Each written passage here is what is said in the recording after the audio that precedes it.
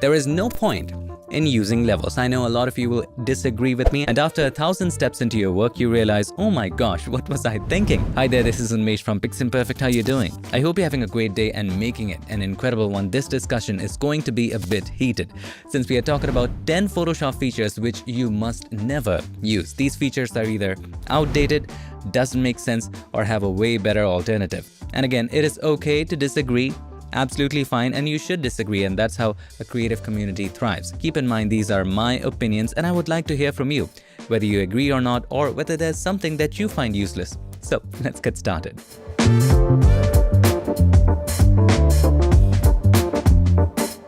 Back in the magical world of Photoshop, and if you wish to go ahead and download any of the photos and follow along, you know what to do. Check the links in the description. The first crazy tool that doesn't make sense anymore is the Sharpen tool, which you'll find right here in the Blur tool group. Blur tool, Sharpen tool, Smudge tool, all in the same group. All of them are useful except the Sharpen tool. If you select that, it does sharpen the image. Let us paint over the eyes. Let's say you want to sharpen the eyes. It does sharpen the eyes and does do a pretty good job, but that's it. You don't have any more controls, and the worst part is it is destructive. It's done. You cannot dial down the sharpening. You cannot change the way it sharpens. And let's say you went a bit extreme and you sharpened it way too much. And after 1,000 steps into your work, you realize, oh my gosh, what was I thinking? And you cannot dial it back down. A much better way, let's go back to how it was. So we're going to go to history, set it to how it was. A better way, of course, is using the high pass technique, or simply make a copy of the background layer by pressing Ctrl or Command J. Go to filter, convert for smart filter, so that whatever filter we apply, we can change the values later. Now let's go to filter, sharpen, and smart sharpen. There you go. And right in here, you can use as much sharpening as you need. I recommend increasing the amount all the way to 500, and then slowly and gradually play with the radius and stop at the point where you see the halos. So I'm going to slowly and gradually increase the radius. And beyond this point, it is starting to add some halos. So be careful of that. So I guess 2.4 is fine. You can also reduce the noise if you wish to. And this is great. And of course, the amount is way too much. So let us go a little lower, maybe about 200%. Hit OK. And you can have it only in the areas where you want it. Very selective. So you can use the mask right here or create a mask of this layer. That's up to you. If you want to select this mask that comes with smart filters, you can select that, press Ctrl or Command I, take the brush, white as the foreground color, only paint on the areas where you do need the sharpening. You also want to make sure flow and opacity are higher. There you go. Let's say I want sharpening here, here, and on the lips. And at any point in time, you can always double click right here on the smart filter, in this case, Smart Sharpen, and you can reduce the amount or increase the amount. That's up to you. Much more flexible than just using the Sharpen tool. The second useless tool right now, which used to make a lot of sense before, is the Dodge and the Burn tool. I know there's going to be a lot of you who disagree with this, and that's fine. If there's something that works for you, works perfect for you, that is the best tool for you. What my argument is let's say you want to dodge this eye bag away. Instead of selecting the Dodge tool, controlling the exposure to about, let's say, 20% and trying to kind of take that away by painting over it. It works, but it's destructive, and there's no way you can go back. You're just stuck. And also, in a sense, it is very limited. If I were to zoom in, increase the exposure all the way to 100, and if I do this, did you notice something? Even though I'm painting at the same place over and over again, the exposure in that area is just stuck. Unless and until you pick up your pen or mouse and paint again, it wouldn't be brightened further. There are just so many better ways to do it. You can do it with blend modes, you can do it with curves. Let me share with you one easy way. All I have to do is to create a brand new layer by clicking on this button, change the blend mode of this layer from normal to soft light. Take the brush, set the foreground and the background color to black and white, which are the defaults. If it's not already, if it's a weird color, press D to set them to defaults.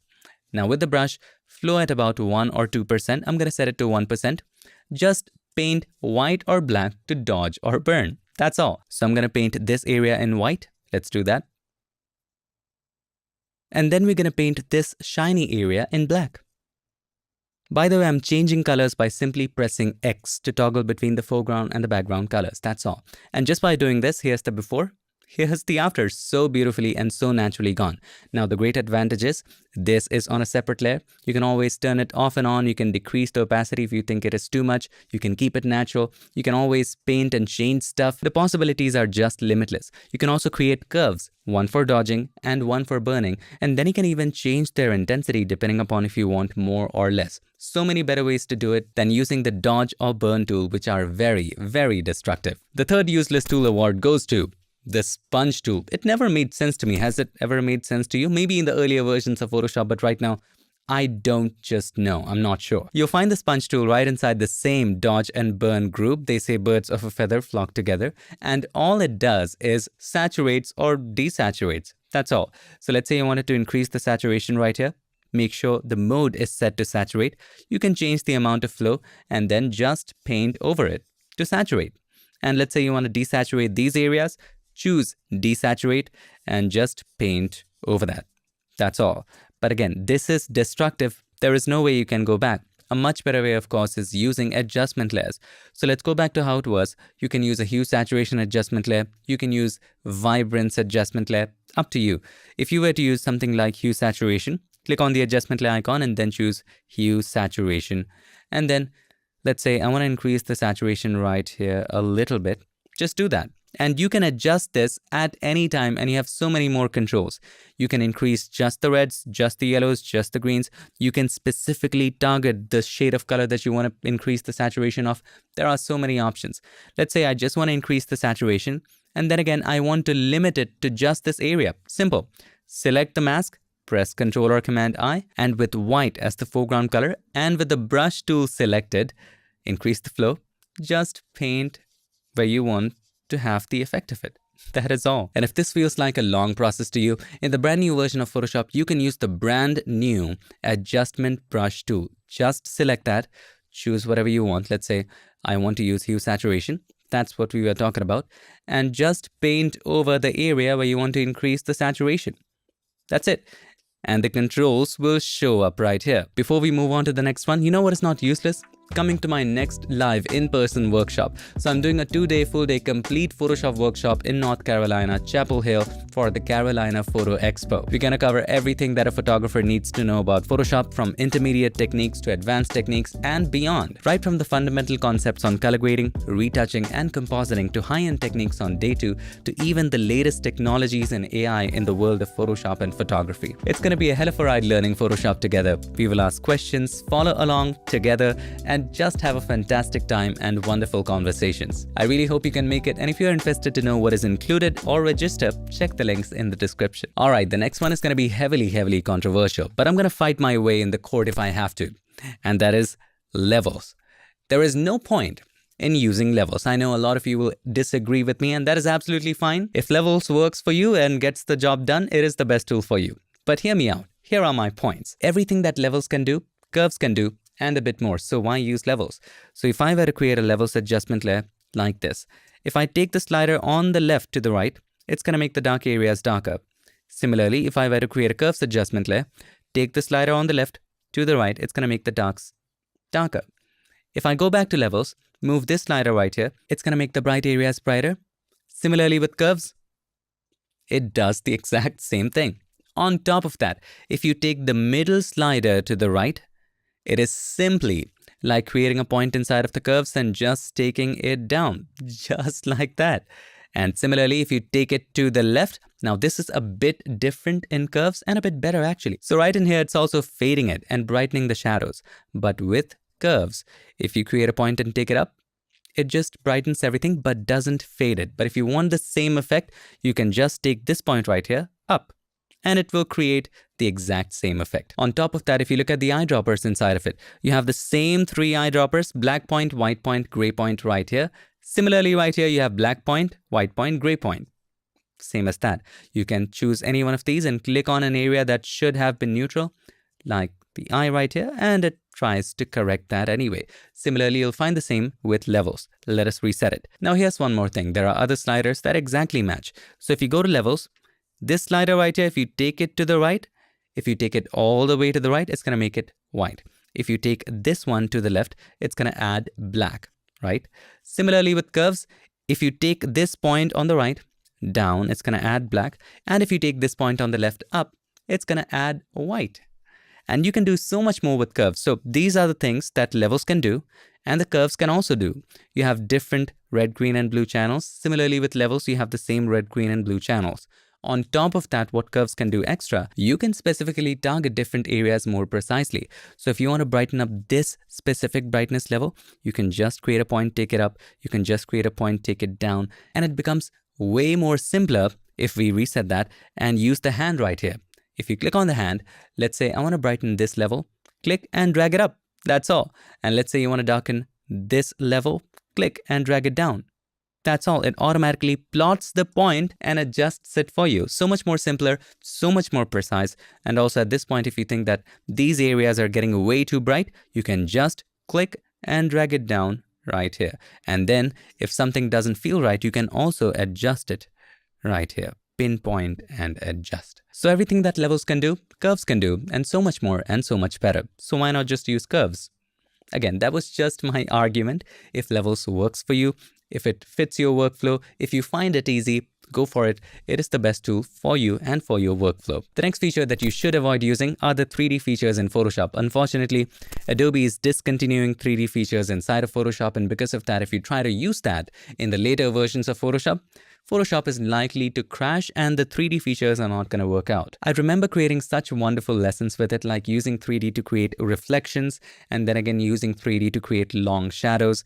Unfortunately, we cannot do that anymore, and if we try to, things are not going to work out in our favor and maybe Photoshop will crash too. So if you have been using Photoshop for a while, you would notice this. If you go to Window, Workspace, you wouldn't find 3D anymore. Earlier, we used to have a 3D workspace. So 3D features are unfortunately going away and being sold separately as a separate Adobe application. Right in here, you can see the article of Photoshop's 3D features going away. And earlier, at least we had Adobe Dimension, which was a part of the Creative Cloud subscription. But right now, you have to buy Adobe Substance and all of that separately, which is crazy. But anyway, it is the way it is. And that's all. The next one is a bit crazy. I don't know what is the use case of this. Maybe you can create some pixel level pattern. But either way, it is the single column, row, or marquee tool. All it does is that it selects a single row of pixels or a single column of pixels. So let's say we choose single row marquee tool, and if we click, it's just going to select a single row of pixels. That is all. Let's press Ctrl or Command D. If you choose the single column marquee tool, click. It's just going to select a single column. It has very limited use case. Some people may argue that you can create borders with it. Maybe sometimes you need thin borders, but then again, you can just press Ctrl or Command A and then go to Edit, Stroke. And you can simply create a border of just 1 pixel. You can keep it inside and hit OK. Press Ctrl or Command D, and if you zoom in, you have a black thin border. You can make it as thick as you want. You can keep it 1 pixel. So why do you really need that? The next one used to make sense. I used to use it sometime, but not anymore. And that is the auto color, auto contrast, and auto something tone. Let us try that on this image. So this photo is a bit greenish. Let's say you want to adjust the tone automatically. Let's try that. Let's go to Image, Auto Tone. This is not what we were looking for. And the worst part is, this is destructive. Let's say you go forward with this. There is no way you can adjust this. Let's say you're somewhat happy with it, not completely happy with it. Again, there is no adjustment scope right here. You're stuck. Let's go back to how it was. Let us try again. Let's go to Image, Auto Color this time. It is better, but it's also making the image very, very dark. It's crushing the details. Let's go back. A much better way is to just use curves. You know curves is my favorite, and it's auto settings. So simply click on the adjustment layer icon and then choose curves, and then click on this grid right there. Choose auto options, and you have loads of options right here. Choose what you like. You can just simply enhance the brightness and contrast, or find dark and light colors. Out of these 3, choose what you like, and you can also check snap neutral midtones. That way it removes the green color cast as well. So out of these 3, let's say you like this one and just hit OK. The best part, you can adjust it. If you feel that this is too dark, you can just balance it out inside of the RGB channel. If you feel like you need to brighten up this area, with the help of the hand, click and drag it up like so. You just have so many options right here. Everything is adjustable. Now that I think about it, I've made it too bright, so I'm going to make it slightly darker. Similarly, let's have a look at this image. I feel that we can add a bit of punch right here. So if we go to image, auto contrast, it does nothing. Instead, if you click on the adjustment layer icon and then choose curves and go back to auto options, here, all I want to do is to enhance the brightness and contrast, make sure this is selected, hit OK, and it's done instantly. Here's the before and here's the after, and everything is adjustable. The next feature is something that you ask yourself, why does that even exist when there is a feature so much better than this? And that is blurring and sharpening in weird ways. So let us make a copy of the background layer. You can go to filter, blur, and then you have blur. Why would you choose that? If we click on it, there is no control. There is nothing, and it just slightly blurs it. Here's the before, here's the after. You cannot even tell. Here's the before, here's the after. I don't know why it is there. Let's try again. Go to filter, blur, blur. It blurs it even more. Let's go to filter, blur, blur. It blurs it even more. You can just repeat it with the previous filter, and it just keeps on blurring every time you apply it. Why use it when you have something like Gaussian blur where you have the control to apply it at whatever level you want? You can even automate that process if that is the thing here. Some people might argue maybe it's useful for actions, maybe it's useful for automation. You can use Gaussian blur for that. Heck, you even have advanced things like blur gallery, and inside of it, you can go to field blur, which is so much more advanced, and with that, you can select this area, and you can have no blur right here, and then you can select an area in the background and you can have more blur right there, and then you can select another area with a lot more blur, and then you can select this area with little blur. So with so many controls, I don't see any sense for having something like filter, blur, and blur, and then you have blur more. So if you zoom in, filter, blur, and then blur more, it blurs a little bit more. And it doesn't stop here. We already covered Smart Sharpen, where we can control the values later. Of course, I recommend converting this layer into a smart object by going to filter, convert for smart filters. Now this layer is a smart object so that you can change the values later. Now if you go to filter, sharpen, and then you have sharpen. Why? And sharpen more. You can select that. It sharpens it a bit, but you have no control. If you try to double click right here, nothing is going to show up. Let us delete that. And then you have filter, sharpen, sharpen more, and it sharpens a bit more, adds a lot of noise. There is no control of the radius. There is no control to reduce the noise. I don't know why this exists. If you know, please enlighten me in the comments. Now I've created a video on this too. A lot of you watched it and it worked great. It still works the same way. And that is the problem. There are so many better alternatives which are non-destructive. That tool was destructive. And that is the background eraser tool. Let us select that. Let me show you what it does. So let's say you want to erase the background. You can choose discontiguous or contiguous. So if you choose contiguous, and let us try to remove the background right here, it's not going to go inside of the hair, right? If you choose discontiguous, it will try to go inside as well. So let's go back to how it was. See? And it does a pretty good job of removing the background. But keep in mind that this is destructive and sometimes it misses. Actually, a lot of times it misses. There you go. So that is how it removes the background. And as you can see, it's not bad. It does a pretty good job. But you have to paint all over the subject, and sometimes it can miss. Sometimes even in this area, it can miss a little bit. But with the later versions of Photoshop, Select Subject has become so much better that you don't really need it. Plus, this is destructive. Select any of these three tools, the Object Selection, Quick Selection, or the Magic Wand, and click on Select Subject. And there you go. It does a fantastic job even with the hair. And then click on the Mask button. There you go. Done. And if you want finer controls, let's go back to how it was. I recommend clicking on Select and Mask, and then click on Select Subject. Done. And then you have way more controls. For example, for the hair, we can change the view to on white so that we can see what is happening. And then you can try color aware or object aware, whichever works better for you. For this example, let's go with color aware. And then with the refine edge brush tool right here, you can even refine it further. And this is just fantastic. There you have it. Wonderful, isn't it? Welcome to the finale, and the last one of the useless tools is the magnetic lasso tool. And I used to love it when I was introduced to Photoshop, probably when I was 8 or 9 years old. And this one was pretty darn fantastic because using the lasso tool, and back then I had a mouse and just that, it was very difficult to kind of make a selection of this, and I was too young and too impatient to learn and use the pen tool. So I would always use the magnetic lasso tool and start right here. It automatically tried to find the edges, and this was magic at the time. The only problem was you can sometimes go a little out of the area and then you get back right here. Then you have to stick with it. There is no way I can let go. I have to finish the selection once I have just activated it. Of course, you can press the backspace or the delete key to kind of delete some of these points like so, but it's still a hassle. And you have to just navigate through and select one by one, and some things wouldn't be right. And right now there are just way better tools that automatically detect the edges. For example, the quick selection tool. Let us select the quick selection tool, and all you do, you can try select subject, click on that, and that's pretty much done. If you don't like it, press Ctrl or Command D, and then you can select it yourself. That is also possible. You can also use something like the object selection tool.